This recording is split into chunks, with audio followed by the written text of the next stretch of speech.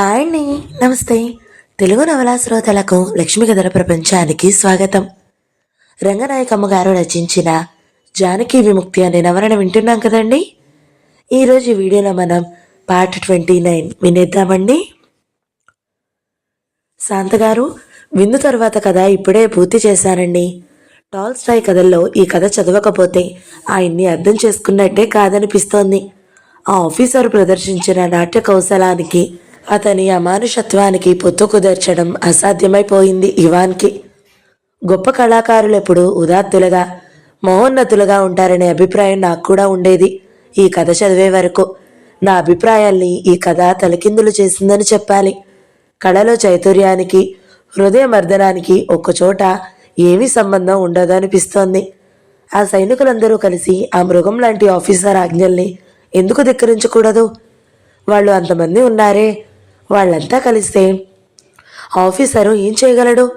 రేపు ఇంకో సైనికుడికైనా అలాంటి శిక్ష పడవలసిందే. అయినా వాళ్లే ఆ శిక్షని అమలు చేసుకుంటున్నారు.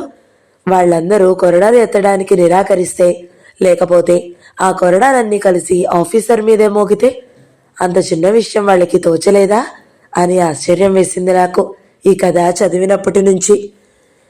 ఇవాన్కి వారింకా మీద ప్రేమ పోవడం న్యాయమా కదా అని కొంచెం సేపు ఆలోచించాను. కథ పూర్తి చేశాక అది సహజమేననిపించింది. ఆ ఖైదీ శరీరం మీద కొరడా దెబ్బల శిక్ష పూర్తి చేయించి ఆ ఆఫీసరు బ్రేక్ఫాస్ట్ కోసం ఇంటికి వెళ్ళగానే కూతురు తండ్రిని చిరునవ్వుతో చూస్తుంది కాబోలు. ఇంటి ముందు పొలాల్లో అప్పటిదాకా ఏం జరిగిందో, ఆ డప్పు ఎందుకు మోగిందో, తండ్రి ఏ ఘనకార్యం వెలగబెట్టి ఇంటికి వచ్చాడో ఆ కూతురికి తెలీదా? అయినా తండ్రి మీద కూతురికి ఏమీ కోపం రాదు. ఆ రాత్రి కూడా ఇంకొక డ్యాన్స్ పార్టీ ఉంటే ఆ తండ్రితో కలిసి మళ్ళీ విందుకు వెళ్తుంది, మళ్ళీ డ్యాన్స్ చేస్తుంది. ఇవాన్కి ఆమె మీద ప్రేమ పోవడం ఎంత గొప్ప సంగతో, ఆమె అందం కానీ, హోదా కానీ, కళలో నేర్పరితనం కానీ ఏదీ పనిచేయలేదు అతని దగ్గర.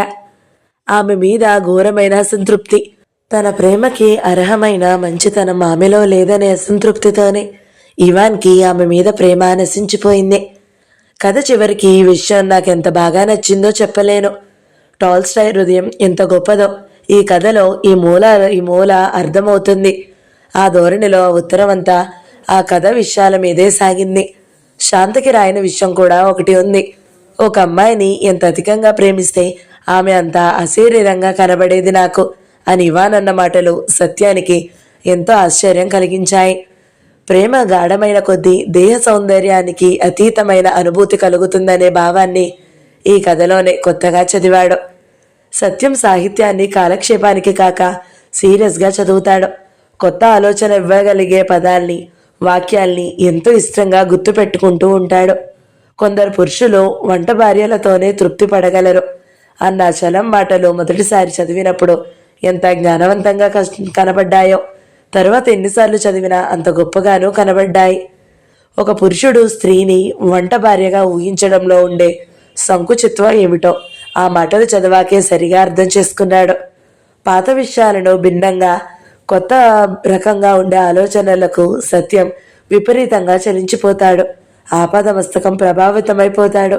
ఒక కొత్త జ్ఞానం అతని దృష్టిలోకి ప్రవేశించిందంటే దాన్ని తీసుకోవాలా మానాలా అనే ఊగిసలాట జరగదు. దాని గురించి తెలిసి తెలియగానే అది అతని సొంతం అయిపోతుంది. తళుక్కున మెరిసే మెరుపులాగా అతని మేధస్సుని అది కాంతితో నింపేస్తుంది. ఆ కొత్త విషయం తనకి తెలియకపోతే తను ఇంకా అజ్ఞానంలోనే ఉండిపోతును కదా అని భయపడిపోతాడు. న్యాయమైందిగా, ఉన్నతమైందిగా కనబడేదాన్ని స్వీకరించడంలో ఆతృత గల స్వభావం కాబట్టే మంచి సాహిత్యం నుంచి సత్యం ఎంతో నేర్చుకుంటూనే ఉంటాడు. మంచి సాహిత్యంలో మానవుల నిజ జీవితం ఉంటుంది. మానవ హృదయాలలో ఉండే న్యాయము, ఔన్నత్యము ఉంటుంది. మార్గదర్శకత్వాన్నిచ్చే పాత్ర చిత్రణ ఉంటుంది. తనను సంస్కరించుకోవాలని ఆరాటం కలిగించే కళాత్మకత ఉంటుంది. అందుకే ఉన్నత సాహిత్యం ఒక శాస్త్రమే, శాస్త్రంగా కనిపించదని శాస్త్రం. శాస్త్రం కన్నా శక్తివంతమైన శాస్త్రం చక్కని రంగుతో, రుచితో, సువాసన నీలే మందు లాంటిది మంచి సాహిత్యం. అలాంటి సాహిత్యౌషధ పానమే సత్యం మానసిక ఆరోగ్యానికి మూల కారణం. శాంత ఉత్తరం పోస్టు డబ్బాలో పడేసి తిరిగి వస్తుంటే సత్యానికి కొంచెం సంకోచం కలిగింది. ఏదో కాస్త ముఖపరిచయం ఉన్నంత మాత్రానే ఉత్తరం రాశానేమిటి అని ఆశ్చర్యపడ్డాడు. ఏమన్నా అనుకుంటే అని భయపడ్డాడు. ఎందుకు అనుకోవాలి? ఏముంది అనుకోవడానికి?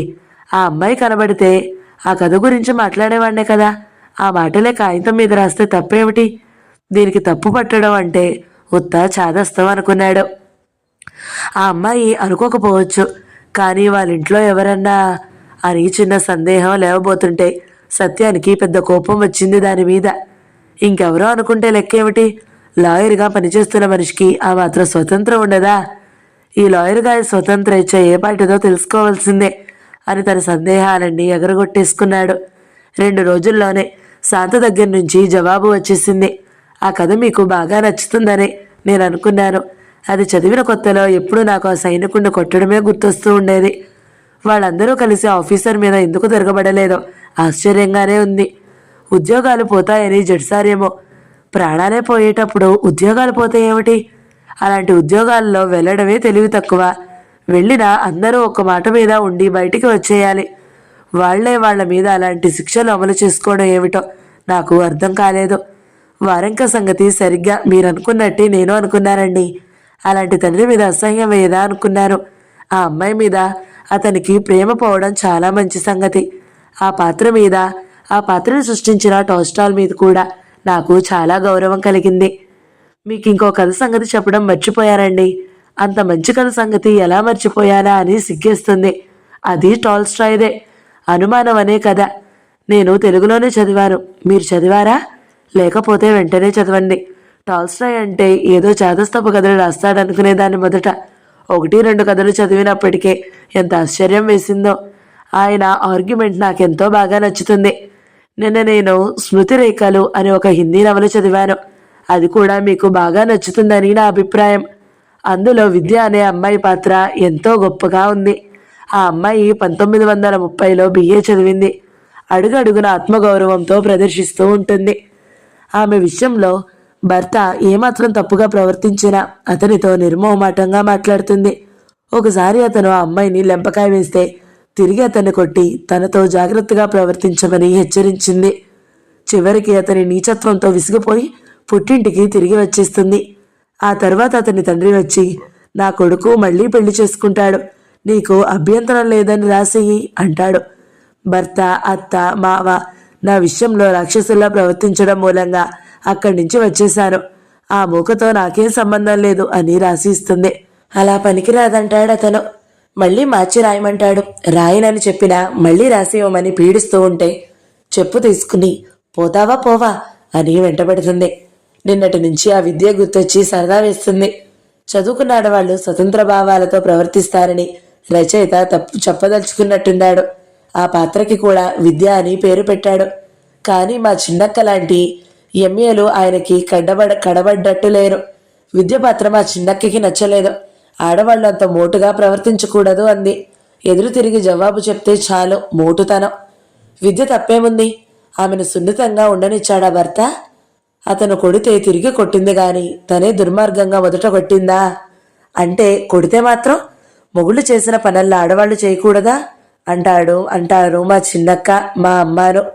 చాలాసార్లు మా అమ్మాయి చాలా నయంలేండి, ఇద్దరు ఒకరిని ఒకరు కొట్టుకుంటూ ఉండడం మంచి పరిష్కారం అని నేను అనను గాని మా అక్క సంగతి గుర్తొచ్చి రాశాను.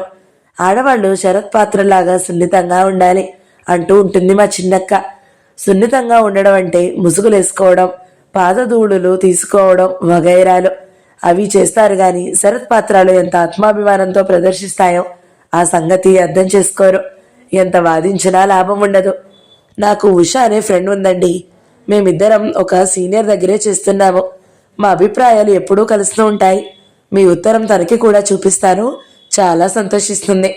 ఉత్తరం పూర్తయ్యే వరకు సత్యం గుండెలు పీచు పీచుమంటూనే ఉన్నాయి. అంతా చదవడం పూర్తి చేసి పెద్ద ప్రమాదం తప్పినట్టు నిట్టూర్చాడు. మా నాన్నగారికి ఇష్టం ఉండదండి నేను ఎలా ఉత్తరాలు రాస్తే. ఊరుకోరండి అనే మాటలు ఏ మూలన్నా హఠాత్తుగా కనబడతాయేమోనని ఉత్తరం పూర్తయ్యేదాకా జంకుతూనే ఉన్నాడు. అలాంటి ధోరణేమీ లేదు ఉత్తరంలో.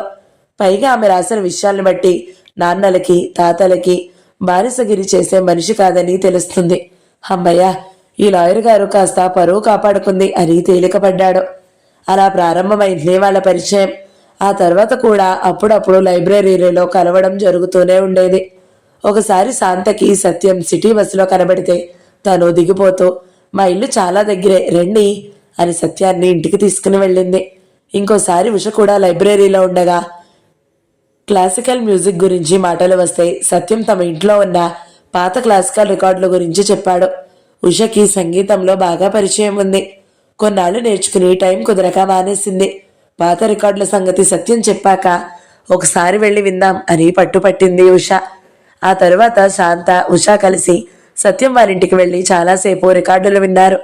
సత్యం దగ్గర ఉన్న పుస్తకాలు కూడా చూసి చెరో పుస్తకం తీసుకున్నారు. అదంతా చదువుకున్న వాళ్ళ మధ్య సోషల్గా జరిగే పరిచయాల్లాగా మాత్రమే జరిగింది. అమ్మాయిలతో కాస్త పరిచయం అవగానే దాని మీద కలలు కంటూ కూర్చునే స్వభావం సత్యానికి ఎప్పుడూ లేదు. గతంలో ఉండే కాస్తో కూస్తో తెలివి తక్కువతనం కూడా వసంత వ్యవహారంతోటే పోయింది. మగపిల్లలతో స్నేహాల విషయంలో శాంత కూడా చాలా జాగ్రత్త మనిషి. కొన్ని విషయాల్లో శాంత సత్యం కన్నా కూడా సీరియస్ మనిషి. కొన్ని అనుభవాల వల్ల కూడా ఆమెకు అలాంటి స్వభావం గట్టిగా ఏర్పడింది. శాంతకి చాలా షాక్ కలిగించే విషయం ఒకటి బిఏలో ఉండగా జరిగింది. శాంత క్లాస్మేట్ ఇందిర అనే అమ్మాయి ఉండేది. ఇందిర చాలా అందంగా, తెలివిగా, ధైర్యంగా ఉండేదని ఇందిరంటే శాంతకి పెద్ద ఆరాధన. మిగతా అమ్మాయిలు కూడా ఇందిర స్నేహం కోసం తహతహలాడేవాళ్ళు. ఇందిర రమేష్ అనే క్లాస్మేట్తో ప్రేమలో పడింది. వాళ్ళు తెగ ఉత్తరాలు రాసుకునేవాళ్ళు. రోజు ఒకరి కోసం ఒకరు పడిగాపులు పడి కలుసుకునేవాళ్ళు. తన విషయాలన్నీ శాంతకి చెప్పేది ఇందిర. ఇందిర సావాసానికి విస్తుపోతూ ఉండేది శాంత.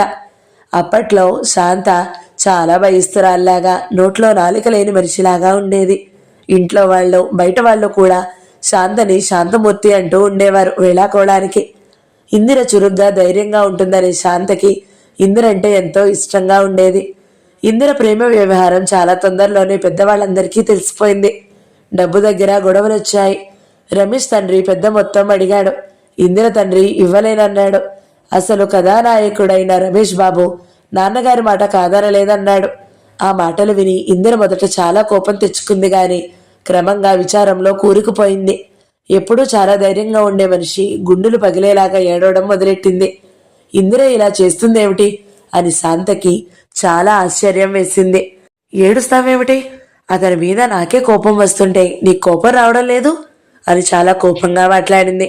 నీకు తెలీదే శాంత, రమేష్ నన్ను హృదయపూర్వకంగా ప్రేమించాడే అనే మాట మార్చదు ఇందిర. ఏడుపు ఆపదు. ఇందిర ఏడుస్తుంది కదా అని శాంతకి చాలా విచారం వేసింది గాని ఇందిర ధోరణి శాంతకి ఏమీ నచ్చలేదు. రమేష్ని ఒకసారి పిలుచుకొస్తావా అంది ఇందిర. అతనితో మాట్లాడొద్దని ఇందరినీ ఒప్పించాలని చూసింది గాని ఆ పని శాంత వల్ల కాలేదు. పోనీ ఇందరికేమన్నా మేలు జరుగుతుందేమోనని ఆ పని చేసింది. ఇందిర తెచ్చిన ఉత్తరం రమేష్కిస్తే అతను దాన్ని శాంత ముందే చదివి, నేను ఊరెళ్తున్నాను, రావడానికి వీలవదని చెప్పండి అన్నాడు. అతను అంత నీచమైన జవాబు చెప్పాడంటే శాంత తన చెవుల్ని తనే నమ్మలేకపోయింది. ఆ మాట ఇందిరకి ఎలా చెప్పాలా అని ఒక పూటంతా ఆలోచించింది. పోనీ ఇప్పటికైనా ఇందిర కళ్ళు తెరుస్తుందేమోనని ఎలాగో ధైర్యం చేసి రమేష్ అన్న మాటలు చెప్పేసింది. ఇందిర ఎంత పిచ్చిగా చూసిందో తలుచుకుంటే శాంతకి ఇప్పటికీ చటుక్కున కళ్ళు నీళ్లు తిరుగుతాయి. ఆ రాత్రే ఇందిర నూతిలో ఉరికి చచ్చిపోయింది. శాంత, ప్రేమ అబద్ధం, ప్రేమ లేదు, అంతా మోసం. నేను ఈ మాటలు నిజంగా నమ్మి అంటున్నాను. ఈ జీవితం ఒక క్షణం కూడా భరించలేను. జన్మ జన్మలకి నీలాంటి స్నేహితురాలి కోసం ఎదురు చూస్తాను అని చిన్న ఉత్తరం రాసిపెట్టింది శాంతకి. చివరికి ఇందిర తన తెలివితేటలు, తన ధైర్య సాహసాలు ఆ మార్గంలో ప్రదర్శించింది. ఇందిర చచ్చిపోయిందంటే శాంత ఎంత ఏడ్చిందో. ఇందిర లేకుండా క్లాసులో కూర్చోవాలంటే శాంతకి దుర్భరమైపోయింది. ఇందిర స్నేహం కోసం తహతలాడిన అమ్మాయిలు ఇందిర సంగతి వారం రోజుల్లోనే వదిలేశారు. ఒకసారి రమేష్ శాంతని పలకరించబోతే శాంత అపరకాళిలాగా ఉరిమి చూసి చీత్కారంగా తల తిప్పుకుని వెళ్ళిపోయింది. ఇందిర స్నేహితులెవరైనా రమేష్తో అలాగే ప్రవర్తిస్తారనుకుంది శాంత. కానీ ఒక రోజున ఇందిరతో స్నేహంగా ఉండే లలిత, విజయ వాళ్ళు రమేష్తో నవ్వుతూ మాట్లాడడం చూసి నిర్ఘాంతపోయింది. అప్పటి నుంచి వాళ్లతో కూడా మాట్లాడడం మానేసింది. వాళ్ళు మాత్రం అతనితో ఏమీ జరగనట్టు మాట్లాడుతూ ఉండేవాళ్ళు. స్నేహాలు, ప్రేమలు పెద్ద అయోమయమైన ప్రశ్నలైపోయాయి శాంతకి. స్నేహం అంటే ఏమిటి? ప్రేమ అంటే ఏమిటి? నిజంగా అలాంటివి ఉన్నాయా లేవా? ఉంటే ఎక్కడున్నాయి అనే ఆలోచనలు కొత్తగా ప్రారంభమయ్యాయి శాంతకి. ఇందిర పోయిన దగ్గర నుంచి. ఇందిర అన్నట్టు ప్రేమ అబద్ధమేనా, మోసమేనా? ప్రేమ అబద్ధమే అయితే ఇందిర ప్రేమ మాటేమిటి? రమేష్ మీద ఇందిర ప్రేమ నిజం కాదా? ఇందిర హృదయంలో ప్రేమ నిజంగా లేదా? స్నేహం అబద్ధమైతే తన స్నేహం మాటేమిటి? తను మంచి స్నేహితురాలు కాదా? ఇందిర కోసం తన మనసులో స్నేహం లేదా? ప్రేమలు, స్నేహాలు అబద్ధాలు కావు, నిజంగానే ఉన్నాయి. కానీ అవి కొందరి మనసుల్లోనే ఉన్నాయి. వాటి గురించి మాటలు గుప్పించే వాళ్ళందరి దగ్గర అవి ఉండవు. అందరూ స్నేహితులని, ప్రేమికులని నమ్మడం పిచ్చి, తెలివి తక్కువ. అది అర్థమైంది శాంతకి. మాటలు చెప్పే ప్రతి వాళ్ళని నమ్మకూడదు అనే జ్ఞానమే శాంతని చాలా ప్రమాదాలకి దూరంగా ఉంచింది. ప్రేమల గురించి, పెళ్లిళ్ళ గురించి ఆలోచిస్తున్న కాలంలో వాళ్ళ చిన్నక్క పెళ్లి విషయాలు కూడా శాంతకి కావలసినంత జ్ఞానోదయం కలిగించాయి. శాంత చిన్నక్క హేమ శాంత కన్నా 4 ఏళ్లు పెద్దది. ఎంఏ చదివింది. ఆ చదువు ఆమెనేమీ సంస్కరించలేదు. తల్లిదండ్రులు మరీ చాదస్తులు కాకపోయినా హేమ వాళ్ళకన్నా చాదస్తంగా తయారైంది. హేమ మాటలకి ఒక్కోసారి తల్లి కూడా విసుక్కుంటూ ఉంటుంది. తల్లిదండ్రుల పెళ్లి సంబంధాలు చూస్తుంటే హేమ తన ప్రేమ వ్యవహారం పెద్దక్క ద్వారా బయటపెట్టింది. హేమ కూడా ప్రేమలో పడడం ఇంటిల్లపాదికి ఆశ్చర్యం కలిగించింది. ఆ కుర్రాడు వేరే కులం వాడేమోనని పెద్దవాళ్ళు కంగారు పడ్డారు. వేరే కులమైతే నేను మాత్రం ఒప్పుకుంటారా అంది హేమ. ఆ జవాబుతో అమ్మా నాన్న సంతోషపడి అతని పెద్దల్ని కలిసి కట్నాలు, కానుకలు మాట్లాడుకుని ఆ సంబంధం ఖాయం చేశారు. పెళ్లి కుదిరేటప్పటికి హేమ ఒక ప్రైవేట్ స్కూల్లో ఉద్యోగం చేస్తూ ఉండేది. పెళ్ళయ్యాక హేమ ఉద్యోగం మానేయాలని కాబోయే భర్త షరతు పెట్టాడు. హేమ ముసిముసి నవ్వులతో ఒప్పుకొని మా వారు ఉద్యోగం మానేయమంటున్నారు అని ఫ్రెండ్స్తో చెప్పుకుంటూ తిరిగింది. పెళ్లికి లగ్నం పెట్టగానే ఉద్యోగం మానేసింది. పెళ్లికి ముందు నుంచే మావారు మావారు అనే మాటతో ఇల్లంతా హోరెత్తిపోయింది. అతని పేరు సురేంద్ర. అసలు పేరు సుబ్బరామయ్యో ఏదో అయితే ఉద్యోగం వచ్చాక పాత పేరు మార్చేస్తున్నాడు. సురేంద్ర పేరే నాకెంతో నచ్చింది అంది హేమ చాలాసార్లు. అతనికి ఆ పాత పేరే ఉంటే అతని కులం వేరే కులం అయితే హేమ ప్రేమికి అతను అర్హుడయ్యేవాడు కాదు. డిగ్రీ తర్వాత ఏదో టెక్నికల్ కోర్స్ చదివి ఒక ప్రైవేట్ కంపెనీలో 8 ఏళ్ల నుంచి మేనేజ్మెంట్కి విశ్వాసంగా ఉద్యోగం చేస్తూ 1000 రూపాయలకు పైగా జీతం, స్కూటరు, ఇంకా ఏవేవో సంపాదించే స్థితికి వచ్చాడు సురేంద్ర. ఎప్పుడూ ఖరీదైన బట్టలతో, నిగనగలాడే బూట్లతో ట్రిమ్గా ఉండాలని ప్రయత్నిస్తూ ఉంటాడు. చెవుల్ని కప్పేసే జుట్టు, ఎడారుల్లో ఒంటెల మీద ప్రయాణాలు చేసే అరబీ నూనె వర్తకుడిలా మీసాల్లాగా నేల వైపు వేలాడే మీసాలు, అప్పుడప్పుడు నల్లని తెల్లని రకరకాల కళ్ళద్దాలు అవి ఆకర్షించాయి హేమని. అన్ని రకాల లాంఛనాలతోటి, సాంప్రదాయాలతోటి జరిగింది వాళ్ళ పెళ్లి. పైకి మాత్రం ప్రేమ వివాహం అని పేరు. మాది లవ్ మ్యారేజ్, పెద్దవాళ్ళు కుదిర్చింది కాదు అని చెప్పుకుంటూ ఉంటుంది హేమ. ఆ పెళ్లి ప్రారంభమైన దగ్గర నుంచి హేమ ప్రవర్తన చూస్తుంటే చీదర పుట్టింది శాంతకి. అల్లుడు హోదాలో సురేంద్ర ఇంట్లో తిరుగుతుంటే అతని ముఖం చూడ్డానికి ఇష్టంగా ఉండేది శాంతకి. ఇప్పటికి కూడా అతనంటే శాంతకి ఇష్టం ఉండదు. పెళ్లైన కొత్తలో ఒకసారి సురేంద్ర బావగారి హక్కుతో మరదలితో వేళాకోళాలాడుతున్నట్టు శాంత జడు పట్టుకోబోయాడు. శాంత కళ్ళెర్ర చేసి లెంపకాయ కొట్టినంత పనిచేసి జడలాక్కుంది. అల్లుడు హడలిపోయి ముఖం వేలాడేసి గదిలోకి పరిగెత్తాడు. తర్వాత హేమ వచ్చి చెల్లెలతో పొట్లాటేసుకుంది. మరదలు కదా అని హాస్యానికి ఏదో చేస్తే అంతా కయ్యమంటావా? బావగారు ఏమనుకుంటారే, అంత మర్యాద లేదా అని పొట్లాడింది. హాస్యాలు గీస్యాలు కుదరవు నా దగ్గర. మర్యాద ఏమిటి మర్యాద? భార్యని ఉద్యోగం మానేయాలని షరతు పెట్టిన వాడంటే మర్యాద కూడానా? పిచ్చి పిచ్చి వేషాలిస్తే ఆ మాత్రం మర్యాద కూడా దక్కదని చెప్పు అని నిర్మోహమాటంగా మాట్లాడింది శాంత. ఆ మాటలు అల్లుడు ఎక్కడ వింటాడోనని శాంత తల్లి హడలిపోయింది. చెల్లెలి మాటలకి హేమ తెల్లబోయి, నన్ను ఉద్యోగం మానేయనిస్తే నీ సొమ్మేం పోయింది? నేను కష్టపడితే చూడలేక మానేమన్నారు గాని నీకేం తెలుసు, నీ ముఖం అని తన మీద భర్తగారికున్న ప్రేమాతిశయాల్ని వివరించింది. మరి ఆయన కష్టపడితే నువ్వు చూడగలవా? ఆయన ఉద్యోగం కూడా మాన్పించు అంది శాంత వెటకారంగా. చూడమ్మా దీని పొగరు అంటూ హేమ ఉక్రోషంగా తల్లికి ఫిర్యాదు చేసింది. ఏం మాటలే శాంత, ఆయన వింటే ఏమనుకుంటాడే అని తల్లి శాంతనే గట్టిగా మందలించింది. ఎందుకో అనుకోవాలి, నేను అడిగితే దానికి జవాబు చెప్పాలి, చెప్పకపోతే ఏమనుకుంటే నాకేం అని శాంత మళ్ళీ నిర్లక్ష్యంగా జవాబులిచ్చింది. దీనికి ఈ మధ్య బడాయి ఎక్కువైపోతుంది. ఇది వరకు ఇలా ఉండేది కాదు అని తేల్చింది హేమ. తల్లి చాలాసార్లు ఆ మాటే అంటూ ఉండేది శాంతని. ఇలా తయారవుతున్నావేమిటి, మంచి మర్యాద లేకుండా? పెద్దవాళ్ళందరినీ చూసి నేర్చుకో అని కోప్పడుతూ ఉండేది. ఆ పెద్దవాళ్ళిద్దరిని చూసి నేర్చుకున్నందుకే అలా తయారైంది శాంత. వాళ్ళలా ఉండకూడదని. పెద్దక్క చిన్నక్కంత అధ్వానం కాకపోయినా సమయం వస్తే ఇద్దరూ ఒకటే. చాలాసార్లు పెద్దక్క కూడా ఎక్కువగా సర్దుకుపోతూనే ఉంటుంది. పోనిద్దు, నలుగురితో పాటు నారాయణ అంటే పోతుంది అంటూ ఉంటుంది. వాళ్ళిద్దరిని చూసి నేర్చుకుంటూనే శాంతకి నలుగురితో పాటు ఎలా సర్దుకుపోకూడదో తెలిసింది. హేమ కాపురం హైదరాబాద్లోనే. రోజు సాయంత్రం అయ్యేటప్పటికి స్కూటర్ మీద షికారులు. శని ఆదివారాల్లో కూడా ఇంటి దగ్గర ఉండే పనే లేదు. పెళ్ళయ్యి 6 నెలలు అయ్యేటప్పటికే వాళ్ళ విలాసాలకి డబ్బులోటు ప్రారంభమైంది. ఆలోగా సురేంద్రకి భార్య బానిస బుద్ధి మీద గట్టి నమ్మకం కలిగింది. బయటకు వెళ్లి ఉద్యోగం చేసిన ఆ మనిషి తలకాయలో ఉన్న పదార్థానికి చలన లక్షణాలేమీ కలగమనే నమ్మకం. నువ్వు కూడా ఉద్యోగం చేస్తే బాగుంటుంది అనడం ప్రారంభించాడు. కానీ హేమ సుఖవంతమైన మధ్యాహ్న నిద్రకి బద్ధకాలికి అలవాటు పడిపోయింది. అబ్బా, ఎవరు చేస్తాడు బాబు ఉద్యోగం అంటూ మొరాయించింది. కానీ భర్తగారు ఉద్యోగం సంపాదించి తీసుకుని వచ్చి లేచి ఉద్యోగం చెయ్యి అని ఆర్డర్ జారీ చేశాక తప్పనిసరి ఉద్యోగం ప్రారంభించింది.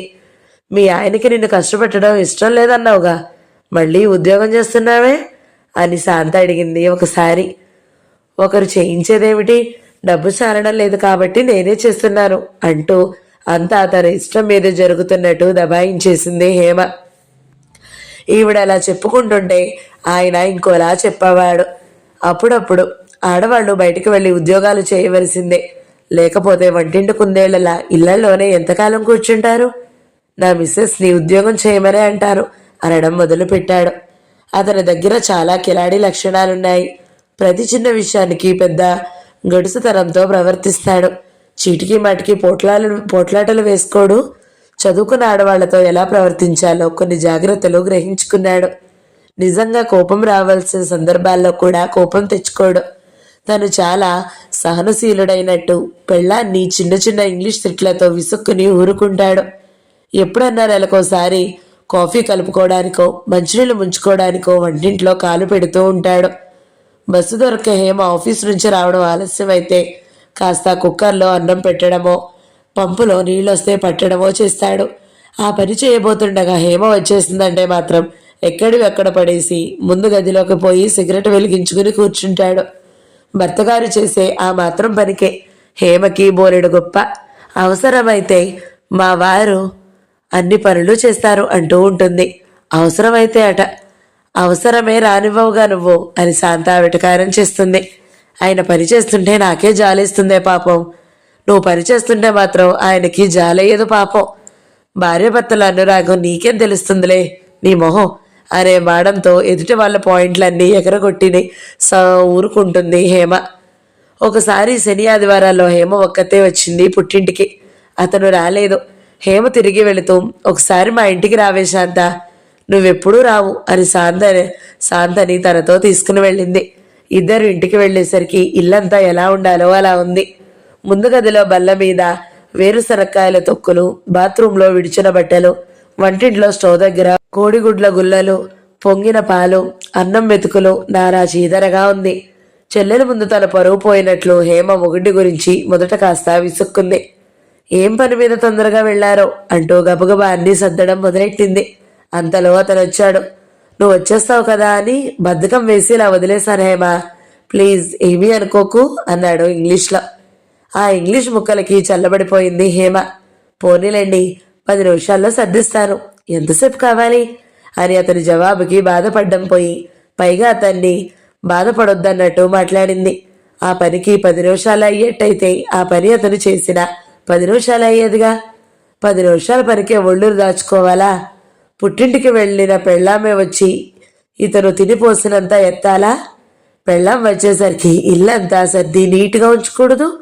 భార్యకి ఒక్క పూటన్నా పని లేకుండా చేయకూడదు? నువ్వు వచ్చి చేస్తావని వదిలేశాను అని అతను అనడం, పోనీలేండి అని ఈవిడ అనడం. వాళ్ళ మాటలు వింటే శాంతకి ఆశ్చర్యం వేసింది. అంతలో అతను భార్యని గదిలోకి పిలిచాడు. హేమా, ప్లీజ్ ఒకసారి రా, ఇప్పుడే వెళ్దువు గాని, కమాన్ అంటూ హేమ వంటింట్లో నుంచి వెళ్ళింది. వెళ్ళగానే పెద్దగా నవ్వులు. అబ్బా ఉండండి, వదలండి, మరీ చిన్నపిల్లలైపోతున్నారు బాబు అంటూ యువతలకి వినబడేలాగా ముద్దు ముద్దు మాటలు. శాంతకి కూర్చోబుద్ధి కాలేదు. వీధి గేటు దగ్గరికి వెళ్ళి కాసేపు నించుంది. చిన్నక్క, నేను వెళ్తున్నానే అని గట్టిగా ఒక కేక పెట్టి బయటపడింది. హేమ బయటికి వచ్చేటప్పటికి శాంత దూరంగా వెళ్ళిపోతూ కనిపించింది. అంతా పిచ్చి వేషం దీనికి అని హేమ నవ్వుకుంటూ తలుపులు వేసేసి లోపలికి వెళ్ళిపోయింది. చెల్లెలు వెళ్ళిపోవడం హేమకి ఇష్టంగానే ఉంది. అంతకు ముందే భర్తగారు, మీ చెల్లెళ్ళు ఎందుకు తీసుకొచ్చావు, కామన్ సెన్స్ లేదు నీకు అని విసుక్కున్నాడు ఇంగ్లీష్లో. తన 2 రోజులు లేకపోవడం వల్ల తన ఎడబాటు భరించలేక తమ మధ్య మూడో మనిషి అడ్డు కదా అని అలా అంటున్నాడని మురిసిపోయింది హేమ. ఏ విషయానికి భర్తతో ఘర్షణకు దిగదు హేమ. అందరి కాపురాల్లోనూ ఏవేవో కోపాలు కలహాలు ఉంటాయి గాని తమ కాపురంలో అలాంటివేవీ ఉండవలసిన అవసరమేమీ లేదు అని అనుకుంటూ ఉంటుంది. అది అబద్ధమని ఎన్నిసార్లు రుజువైనా ఆ నిజాన్ని చూడడానికి ఇష్టపడదు. వాళ్ళ పెళ్ళయ్యేటప్పటికీ సురేంద్ర దగ్గర ఎప్పటిదో పాత సైకిల్ ఒకటి ఉండేది. 4 ఏళ్ల నుంచి అది ఇంట్లో మూలపడి ఉంది. ఆ ఇంటికి హేమ వెళ్ళాక కూడా 6 నెలల వరకు దాన్ని మాట ఎవరూ ఎత్తలేదు. ఒకరోజు ఇస్త్రీ బట్టలు ఉతికే చాకలి కుర్రాడు ఆ పాత సైకిల్ చూసి హేమని, నాకివ్వండి అమ్మగారు, బాగు చేసుకుంటాను అని అడిగాడు. హేమ వెంటనే అలాగే తీసుకెళ్ళు అంది. ఇల్లు ఖాళీ అవుతుందిలే అని సంతోషించింది. కాస్త కీర్తి వచ్చే పని అయితే 10 రూపాయలు నష్టపోయినా చేసేస్తూ ఉంటుంది. ఆ కుర్రాడు సంబరపడిపోతూ వెంటనే రిక్షా తెచ్చుకుని ఆ డొక్కు సైకిల్ని దాని మీద పడేసుకుని తీసుకుని పోయాడు. భర్తగారు వచ్చాక ఆ సంగతి చెప్పడానికే హేమ కొంచెం జంకింది. కాఫీ ఇచ్చి సరసాల మధ్య నేను పని చేశానండి అని మొదలుపెట్టి జరిగిన సంగతి చెప్పింది. అతనికి బాగా కోపం వచ్చింది. కానీ మామూలుగా ఉన్నట్టు కనబడ్డాడు. అయ్యగారిని అడిగి చెబుతాననకపోయావా, రేపు తీసుకెళ్లేవాడు, ఇంతలో ఏం ముంచుకొంచిపోయింది అని విసుక్కున్నాడు. పాతదే కదా, మీరేమీ అనరనుకున్నారు అని హేమ వినయంగా సంజాయిషీనిచ్చింది. ఇప్పుడు మాత్రం కాదన్నానా, అయినా నన్ను అడిగి చెయ్యాలి హేమ ఏ పని చేసినా అన్నాడు. ఆ బొక్కి వస్తువుని దానం చేయడానికి అతనికి అభ్యంతరం లేదు గాని ఆ దానం చేసిన కీర్తి అమ్మగారికి రాకూడదు, అయ్యగారికి రావాలి. తుక్కు సామాను బయట పారేసే స్వాతంత్రం కూడా అమ్మగారికి ఉండకూడదు, అయ్యగారికే ఉండాలి. పోనీ వాణ్ణి తెచ్చేమంటానులేండి అని హేమ కళ్ళనీళ్ళు పెట్టుకుంది. Hema, you are talking nonsense అని నాజుగ్గా మందరిస్తున్నట్టు ఇంగ్లీష్లో తిట్టి, మా ఫ్యాక్టరీలో ఒక వర్కర్కి ఇస్తానన్నాను దాన్ని, నన్ను అడగకుండా నువ్వు ఈ పని చేశావు, ఇప్పుడు ఎలా అయిందో చూడు అని కొత్త పాయింట్ లేవదీశాడు. ఆ మాటలు హేమ నమ్మలేదు. నమ్మినట్టు ముఖం పెట్టింది. నమ్మాలని కూడా ప్రయత్నించింది. అయ్యో అలాగా, ఇంత తెలివి మారిన పని చేశానేమిటి, ఇప్పుడు ఎలాగా, మీతో ఒక్క మాట చెప్పి చేస్తే ఎంత బాగుండేది అని నొచ్చుకోవడం ప్రారంభించింది. అదే నేననేది, పోనీలే పర్వాలేదులే, వాడికి 5ో 10ో పడేస్తాను, నా వల్లే మీరిచ్చిన మాట తప్పవలసి వచ్చింది. డోంట్ వర్రీ హేమా, ముఖం అలా పెట్టుకున్నావేమిటి, ఏది నవ్వు నవ్వు, నీ నవ్వు చూడకపోతే నాకు మతిపోతుంది అంటూ భర్తగారు భార్యని కౌగిట్లోకి తీసుకున్నారు. చీ పోండి అని ఆ భార్యామణి భర్త గుండెల్లో తలదాచుకుంది. సైకిల్ సంఘటన లాంటివన్నీ హేమ దృష్టిలో ప్రణయ కలహాలు. ఆ సైకిల్ ఉదాంతమంతా హేమ తల్లికి చెప్పుకుంటే వింది శాంత. తల్లి కూడా హేమని చివాట్లు పెట్టింది. అతన్ని అడగకుండా అంత చొరవ చేసినందుకు. మా మధ్య ఎప్పుడన్నా కాస్త కోపాలు వచ్చినా వెంటనే నవ్వేసుకుంటాం బాబు, మాట్లాడుకోకుండా 10 నిమిషాల కన్నా ఉండలేం. నా ముఖం చూస్తేనే ఆయన కరిగిపోతారు, ఆయన ముఖం చూస్తే నేను మెత్తబడిపోతాను అని తన ప్రేమ సామ్రాజ్య విశేషాలు తల్లికి చెబుతూ ఉంటుంది హేమ. శాంతకి ఎంత చేదరో ఆ మాటలన్నీ. కడుపులో వికారం పెట్టినట్టు అవుతుంది. ఒకసారి సురేంద్ర సెలవు పూట అత్తగారింట్లో పలహారాలు భోంచేసి బద్ధకంగా పడుకుని హరిని పిలిచి తన ఫ్రెండ్కి ఒక 1000 రూపాయలు ఇచ్చి రమ్మని డబ్బు అతని చేతికి పంపించాడు. హరి సిటీ బస్సులో జాగ్రత్తగానే ఉన్నాడు. కానీ దొంగలు అంతకన్నా జాగ్రత్తగా ఉంటారు కాబట్టి వాళ్ళు హరి జేబులో డబ్బు తమ జేబులోకి మార్చుకున్నారు. బస్సు దిగి చూసుకున్నాక డబ్బు పోయిందని తెలిసి హరి భయపడిపోయి సాయంత్రం దాకా ఎక్కడెక్కడో తిరిగి అప్పటికి ఇంటికి వచ్చి భయపడుతూ తల్లికి చెప్పాడు. విషయం అందరికీ తెలిసింది. సురేంద్ర ఒక కిలాడీ నవ్వు నవ్వి, పోనీలే ఏం చేస్తావ్ అనిక తనకేం పట్టనట్టు ఊరుకున్నాడు. తండ్రి దగ్గరికి వెళ్ళి హేమ ఆయన ఫ్రెండ్కి డబ్బు వెంటనే పంపేయాలన్నా అని ఏడుపు ముఖం పెట్టింది. డబ్బు తమ్ముడే పోగొట్టాడు కాబట్టి నువ్వే చెల్లించుకో అని చెప్పడం అన్నమాట అది. తండ్రి మారు మాట్లాడకుండా డబ్బు తీసి కూతురికిచ్చాడు. ఆ సంగతంతా జరుగుతుంటే శాంత తల్లితో ఆ డబ్బు నాన్నెందుకు ఇవ్వాలి అని వాదం వేసుకుంది. అదేమిటే, మనవాడు పోగొడితే వాడు పోగొట్టాలని పోగొట్టాడా? దొంగలు తీసేశారు. అయితే మాత్రం అతని తమ్ముడు పోగొడితే ఏం చేసేవాడు? అది వేరు అని తల్లి నిట్టూర్చింది. అంతలో హేమ అక్కడికి వచ్చి చెల్లెలి మాటలు విని, నాన్న ఇస్తే నీకేం కష్టం మధ్య అంది కోపంగా. నువ్వు అడిగావు కాబట్టి ఇచ్చాడు నాన్న. అసలు నాన్నెందుకు అడగాలి నువ్వు? అతని తమ్ముడు పోగొడితే ఆ నష్టం అతను భరించడా? నీ తమ్ముడు పోగొడితే నువ్వు భరించు. నువ్వు డబ్బు సంపాదిస్తున్నావుగా, నాన్న దగ్గర నుంచి ఎందుకు తీసుకోవాలి? వాడికి ఒక పని అప్పచెప్పి పంపినప్పుడు దాని మంచి చెడ్డలు మీరే భరించాలి అని వాదించింది లాయర్ శాంత. చూడమ్మా దీని మాటలు అని హేమ తల్లిని సాయం తెచ్చుకోబోయింది. తల్లికి కూడా అల్లుడు చేసిన పని కష్టంగానే ఉంది. అంత డబ్బు వాడి చేతికిచ్చి పంపకపోతే ఆయన వెళ్ళి ఇచ్చుకోకూడదు అని అంతకు ముందే కొంచెం గొడిగింది. ఆయన చేతిలో పోతే ఆ నష్టం ఆయనే పెట్టుకునేవాడు కదా అని ఆవిడికి అర్థమైంది. అంతా అయ్యాక ఇక చేసేదేముంది? కూతురు తండ్రిని అడిగేసింది. తండ్రి ఇచ్చేశాడు. ఆ డబ్బు పట్టుకుని అల్లుడు బయటికి వెళ్ళిపోయాడు కూడా. అంతా అయ్యాక గొడవ ఎందుకు అన్నట్టు, శాంత ఊరుకోవే, నీకు మతి లేదు అని పెద్ద కూతురి మీద కోపం చిన్న కూతురి మీద చూపించింది. భర్త ప్రవర్తనకి హేమ చీమ కుట్టినట్టన్నా అవలేదు. తన తమ్ముడి వల్ల జరిగిన పొరపాటుని తన ముఖం చూసైనా సర్దుకోలేకపోయాడే భర్త అనే ఆలోచన రాలేదు. మళ్ళీ తన భర్తగారి ప్రేమ గురించి మాట్లాడితే వినేవాళ్ళు ఏమనుకుంటారో అన్న సిగ్గు లేదు. 2 రోజులన్నా అవ్వకుండానే తన దాంపత్యపు సొగసు గురించి గొప్పలు చెప్పుకుంటూ ఉంటుంది. ఎంత పెద్ద విషయం మీద కూడా భర్తతో ఘర్షణలు తలెత్తనివ్వదు. మళ్ళీ ఇంట్లో అందరితోటి ఘర్షణ పడుతూనే ఉంటుంది. పోట్లాటలు ఇష్టం లేని స్వభావమో అనడానికి వీల్లేదు. పోట్లాటలు అంటే జంకేమీ లేదు. భర్తతో మాత్రమే పోట్లాటలు గొడవలు ఉండకూడదు. ఇద్దరూ డబ్బు సంపాదిస్తున్నారు. ఇంటికి హంగు తెచ్చే వస్తువులు ఒక్కొక్కటి కొనుక్కుంటూ ఉన్నారు. సాయంత్రం అయ్యేటప్పటికి స్కూటర్ మీద భర్త నడుం చుట్టూ భార్య, నడిచేటప్పుడైతే భార్య భుజాల మీద భర్త చేతులు వేసుకుని షికార్లు, సినిమాలు, స్నేహితులేళ్లకు రాకపోకలు, నోరు తెరిస్తే నా మిస్సెస్ అని ఆయన, మావారు మావారు అని ఆవిడ పలకరింతలు. ప్రేమించి పెళ్లి చేసుకుని చీకు చింత లేనట్టు అందరికీ కనబడతారు. తమ దాంపత్య ప్రేమానురాగాలలో పొంగిపోయే దాంపత్యమని వాళ్ళు నమ్మి అందరినీ నమ్మమంటారు. సరిగ్గా అర్థం చేసుకునే వాళ్ళకి అదంతా బూటకమని తెలిసిపోతూనే ఉంటుంది. హేమ ఒక బానిస, సురేంద్ర ఒక యజమాని. హేమ బొత్తిగా అంత కట్టు బానిసలా పడి ఉండకుండా అవసరమైన దానికల్లా కాస్త ఘర్షణకి దిగితే వాళ్ళ కాపురం కొంతైనా సహజంగా ఉండేది, కొంతైనా చక్కబడేది. శాంత తల్లి అయితే అలాగే ప్రవర్తిస్తుంది. శాంత తండ్రి స్వతహాగా మంచి మనిషే, కాస్త సాహిత్యం సంస్కారం తెలిసిన మనిషే. ఎంత సంస్కారవంతుడైనా అతను భర్త పరిధుల్లో ఉన్నవాడే కాబట్టి ఇంట్లో ఏదో ఒక గొడవ రాకమానదు. శాంత తల్లి ప్రతి విషయానికి లొంగుబాటుతనం చూపించదు. తనకి ఒళ్ళి మండినప్పుడల్లా నిర్మోహమాటంగానే మాట్లాడుతుంది. శాంత పెద్దక్క కూడా తల్లి రకం మనిషే. సర్దుకుపోయే విషయాల్లో సర్దుకుపోతుంది గాని చీటికి మాటికి మొగుడికి వంతపాడై కుక్క రకం మనిషి కాదు. తనకి న్యాయం తోచినట్టు అనిపిస్తే అతన్ని ధిక్కరించి కూడా పనులు చేసేస్తుంది. వాళ్ల బంధువుల్లో ఒక పేద కుర్రాన్ని చదివించే విషయంలో భర్త వద్దంటే కూడా వినకుండా తన బంగారం కొంత అమ్మి డబ్బు సర్దింది. హరి చేతిలో 1000 రూపాయలు పోవడం లాంటి పని పెద్దక్క విషయంలో జరిగితే ఆ డబ్బు ఇమ్మని తండ్రిని చస్తే అడిగేది కాదు. చాలా విషయాల్లో వివేకంగా ఉంటుంది. ఊరికే మాట్లాడేటప్పుడు మాత్రం అబ్బా పోనిద్దు, చీటికి మాటికి ఎక్కడ గొడవలు పెట్టుకుంటాం అంటుంది గాని సందర్భం వస్తే చూసి చూడనట్టు ఊరుకోదు.